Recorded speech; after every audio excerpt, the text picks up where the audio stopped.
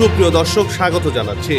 বিশ্বের আকাশে যেন অমানিসা মেঘ ঘিরে ধরেছে, যার মাঝে মধ্যপ্রাচ্যের পরিস্থিতি দিন দিন আরো জটিল ও উত্তপ্ত হয়ে উঠছে।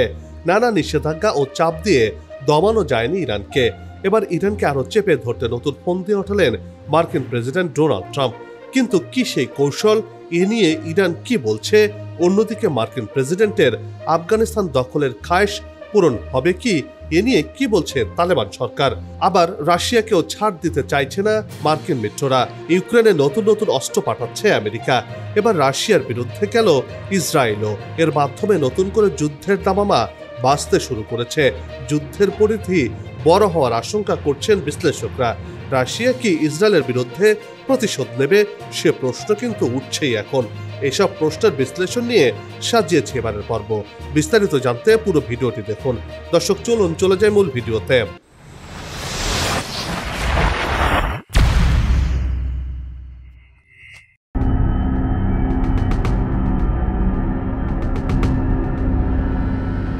রাশিয়া এবং ইউক্রেনের সম্পর্ক ঐতিহাসিকভাবে ঘনিষ্ঠ, কেননা একসময় তারা সোভিয়েত ইউনিয়নেরই অংশ ছিল। 1991 সালে সোভিয়েত ইউনিয়নের পতনের পর ইউক্রেন স্বাধীন রাষ্ট্র হিসেবে আত্মপ্রকাশ করে। তবে রাশিয়া সবসময় ইউক্রেনকে তার প্রভাব বলার অংশ হিসেবে দেখে এসেছে। ইউক্রেনের প্রেসিডেন্ট ভলোদিমির জেলেনস্কি এই প্রভাব থেকে বেরিয়ে আসতে চান। সেই সাথে ন্যাটোতে যুক্ত হওয়ার আগ্রহ প্রকাশ করেন তিনি। তবে এটিকে ভালোভাবে নেয়নি রাশিয়া। ইউক্রেনের ন্যাটোতে যোগ দেয়া রাশিয়ার নিরাপত্তার জন্য হুমকি বলে মনে করেন দেশটির প্রেসিডেন্ট ভ্লাদিমির পুতিন।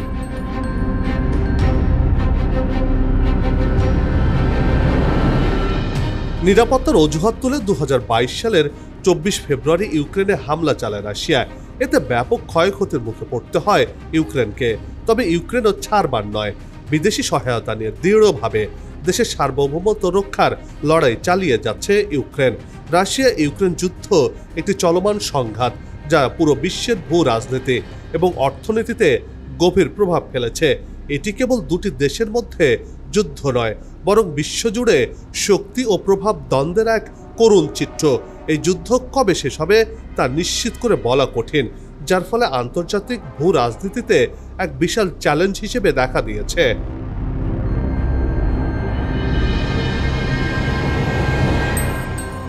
তবে একটি বিষয় নিশ্চিত যে রাশিয়া ইউক্রেন যুদ্ধ কেবল দুটি দেশের মধ্যেই সীমাবদ্ধ নেই।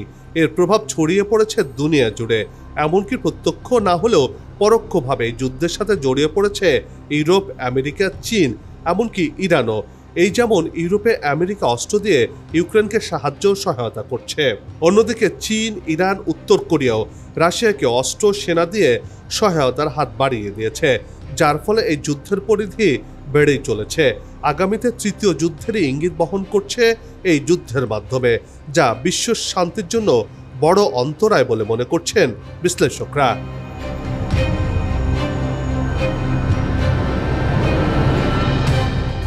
এবার এই যুদ্ধে ইসরায়েলও নিজেকে সরাসরি যুক্ত করে ফেলল। শেষ পর্যন্ত রাশিয়ার সাথে চূড়ান্ত বিশ্বাসঘাতকতা করল ইসরায়েল। নিজেদের ভান্ডারে থাকা প্যাট্রিয়ট মিসাইল ডিফেন্স সিস্টেম ইউক্রেনে পাঠাচ্ছে ইসরায়েলের প্রধানমন্ত্রী বেনিয়ামিন নেতানিয়াহু।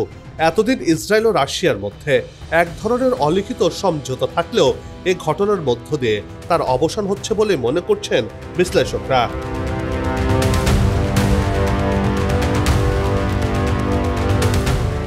মধ্যপ্রাচ্যে রাশিয়া ইরানকে নানাভাবে সাহায্য করলেও সরাসরি ইসরায়েলের বিপক্ষে যায় এমন কিছু করেনি Vladimir Putin.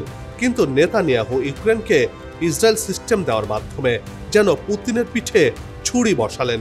Ukraine president Volodymyr জেলেনস্কির বরাত দিয়ে বার্তা সংস্থা রয়টার্স জানিয়েছে, কিয়েভে প্যাট্রিয়ট সিস্টেম পৌঁছে গেছে। খুব শিগগিরই নতুন দুটি প্যাট্রিয়ট সিস্টেমও পাবে ইউক্রেনীয় বাহিনী। জেলেনস্কি ঘটনার স্বীকার করলেও ইসরায়েলের ব্যাপারে চুপচাপ রয়েছে।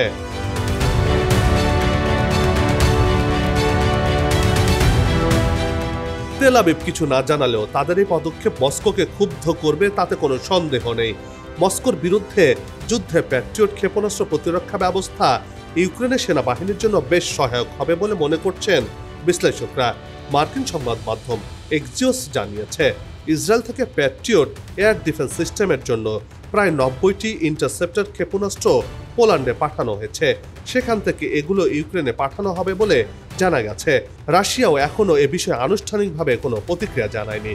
তবে রুশ কর্মকর্তারা এর আগে ইসরায়েলকে সতর্ক করে বলেছিলেন যে ইউক্রেনে অস্ত্র পাঠানোর পরিণতি ভয়াবহ হতে পারে। এবার ইসরায়েল আগুনে পা দিয়েছে, যার কারণে বড় খেসারত দিতে হবে এই দখলদার ইসরায়েলকে। কোনোভাবে নেতানিয়াহুকে ছাড় দেওয়া হবে না বলেও জানিয়েছেন ওই কর্মকর্তারা।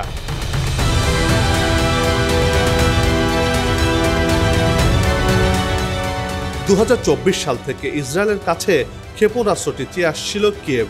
তবে মস্কো তখন তেল আবিবকে এ ধরনের পদক্ষেপের সম্ভাব্য পরিণতি সম্পর্কে সতর্ক করেছিল।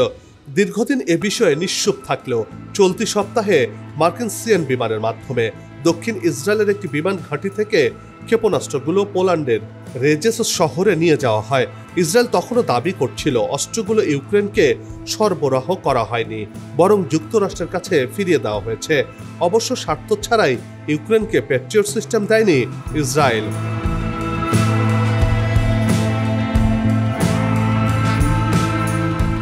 হ্যাসিডিক ইহুদি তীর্থযাত্রীদের কিয়েভের দক্ষিণে যাওয়ার জন্য জেলেনস্কির অনুমতির প্রয়োজন ছিল। সেখানে ইহুদি আন্দোলনের প্রতিষ্ঠাতা ব্লেডস্লাভ রেব ন্যাচম্যানের সমাধি রয়েছে। নেতানিয়াহু প্যাট্রিয়ট ক্ষেপণাস্ত্র হস্তান্তরের অনুমোদন না দেওয়া পর্যন্ত জেলেনস্কি ইহুদি তীর্থযাত্রীদের প্রবেশের অনুমতি দেননি। এতদিন রাশিয়ার প্রত্যাঘাতের আশঙ্কা ও ইরানের সঙ্গে উত্তেজনা বাড়ার ভয়ে কিয়েভকে শুধু মানবিক সহায়তা দিয়ে আসছিল ইসরায়েল। তবে বা সরাসরি যুদ্ধাস্ত্র সরবরাহের মাধ্যমে নতুন করে বিপদ ডেকে আনলেন ইসরায়েলি প্রধানমন্ত্রী।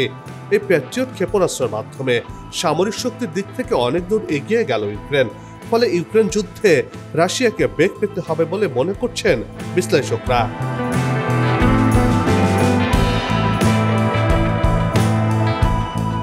এদিকে গেল জুনে ইরানে হামলার আগে আমেরিকা থেকে ইউরোপের দিকে গিয়েছিল আকাশে যুদ্ধ বিমানের জ্বালানি ভরার মার্কিন ট্যাঙ্কার এয়ারক্রাফট।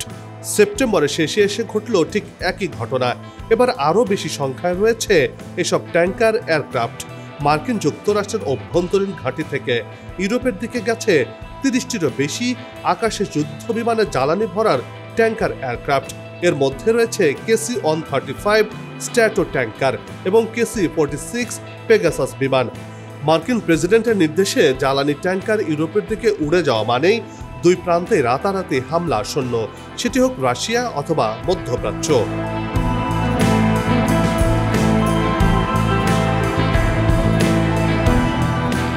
একদিকে যেমন ন্যাটোর সামনে দাঁড়িয়ে রাশিয়া, অন্যদিকে ইসরায়েল আর যুক্তরাষ্ট্রের সামনে মূর্তিমান আতঙ্ক ইরান। পুতিনের রাশিয়া আর খামেনির ইরানকে চাপ নিষেধাজ্ঞায় দমাতে না পেরে সামরিক শক্তি প্রয়োগের পথেই হাঁটছেন মার্কিন প্রেসিডেন্ট ডোনাল্ড ট্রাম্প। মার্কিন প্রেসিডেন্টের এই দুরভিসন্ধির খবর দিয়েছে ডেইলি মেইল সহ আন্তর্জাতিক গণমাধ্যমগুলো।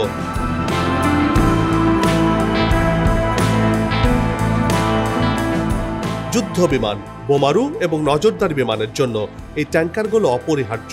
এগুলো ব্যবহার করে ইউরোপ, মধ্যপ্রাচ্য এবং বাইরেও অভিযান চালানো সম্ভব। ট্যাঙ্কারগুলো এমন এক সময়ে পাঠানো হলো যখন পূর্ব ইউরোপ এবং মধ্যপ্রাচ্যে উত্তেজনার পারদ চরমে। এর আগের বার ইরান ইসরায়েল যুদ্ধেও একইভাবে ইউরোপে জ্বালানি ট্যাঙ্কার পাঠিয়েছিলেন মার্কিন প্রেসিডেন্ট।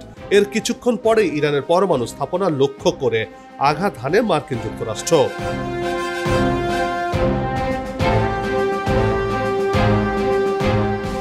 এই ট্যাঙ্কারগুলোর মধ্যে 17টি পাঠানো হচ্ছে মধ্যপ্রাচ্যের দিকে, যেগুলো দীর্ঘ পালার অভিযানের জন্য মার্কিন কেন্দ্রীয় কমান্ডের ক্ষমতাকে শক্তিশালী করেছে। এর মাধ্যমে নতুন বার্তা দিতে চাইছেন মিস্টার ট্রাম্প। ইরান যুক্তরাষ্ট্রের প্রস্তাবে রাজি না হলেই আবারও হামলা চালানো হবে, এমনই ইঙ্গিত দিয়ে রাখছেন মার্কিন প্রেসিডেন্ট। অন্যদিকে একই ট্যাঙ্কার পাঠানোর মাধ্যমে নতুন বার্তাও দিতে চাইছেন তিনি। কিছুদিন আগেই আফগানিস্তানের বিমান ঘাঁটি বাগরাম দখলের আগ্রহের কথা জানিয়েছিলেন তিনি। এখন প্রশ্ন আসছে, তাহলে কি যুক্তরাষ্ট্র এবার ইরান, আফগানিস্তানে একই সাথে হামলা চালাতে যাচ্ছে? এতে কি বলছে আফগানিস্তান, আর ইরানেরই বা প্রতিক্রিয়া কি?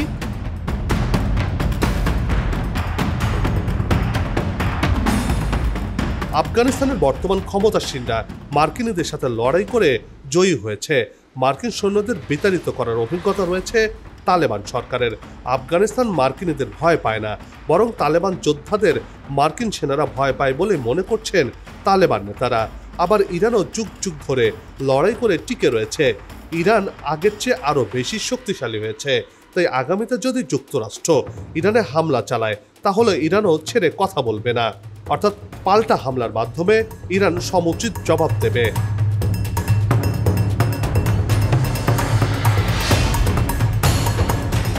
এবার পাল্টা হামলা চালানোর জন্য ইরান সম্পূর্ণভাবে প্রস্তুত রয়েছে।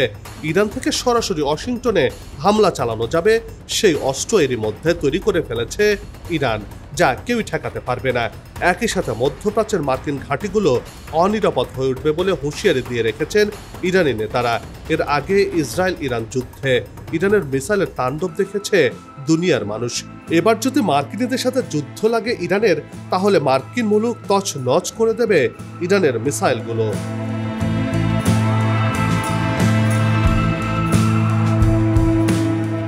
মার্কিন যুক্তরাষ্ট্রের পাঠানো ট্যাঙ্কারের বাকিগুলো ন্যাটোর পূর্বাঞ্চলের সীমান্তে নিয়ে যাওয়া হচ্ছে, বিশেষ করে পোল্যান্ড এবং বাল্টিক অঞ্চলে। সেখানে রুশ সামরিক তৎপরতা নিয়ে উদ্বিগ্ন ন্যাটো। মার্কিন যুক্তরাষ্ট্রের বাইরে পুরো ন্যাটো জোট এখন সামরিক শক্তি বৃদ্ধি করছে একা পুতিনের সাথে লড়াই করতে। সেখানে সব ট্যাঙ্কার চলাচলকে ন্যাটো মিত্রদের শক্তিশালী এবং রুশ আগ্রাসন রোধে প্রস্তুতির সংকেত হিসেবে দেখছেন সমরবিদেরা।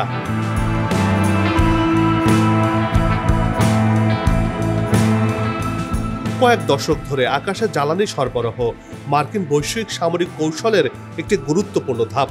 KC-135 এবং KC-46 ট্যাঙ্কারগুলো উড্ডয়নের মাঝখানে কয়েক হাজার পাউন্ড জ্বালানি স্থানান্তরে সক্ষম।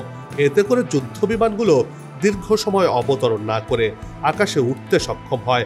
তবে বর্তমানে 30টি জ্বালানি ট্যাঙ্কার ইউরোপে পাঠানোর মাধ্যমে ভিন্ন কিছুরই ইঙ্গিত দিচ্ছেন বিশ্লেষকরা। সম্ভাব্য স্ট্রাইক প্যাকেজ, নজরদারি মিশন এবং দ্রুত সৈন্য চলাচলের জন্য এসব ট্যাঙ্কারকে সক্রিয় করা হয়েছে বলে মনে করা হচ্ছে। এটিকে একটি পরিকল্পিত পদক্ষেপ হিসেবে ধরে নেওয়া হচ্ছে। এতে করে চাপে পড়ে যাবে প্রতিপক্ষ, এছাড়া সাহস পাবে তার ইউরোপীয় মিত্ররাও।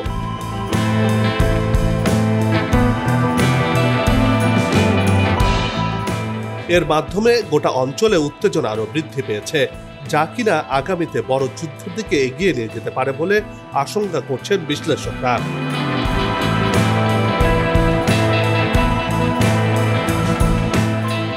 বন্ধ হোক যুদ্ধ, বিগ্রহ, হানাহানি, শান্তিময় হোক বিশ্ব, এমন প্রত্যাশা রেখে পর্ব থেকে বিদায় নিচ্ছে।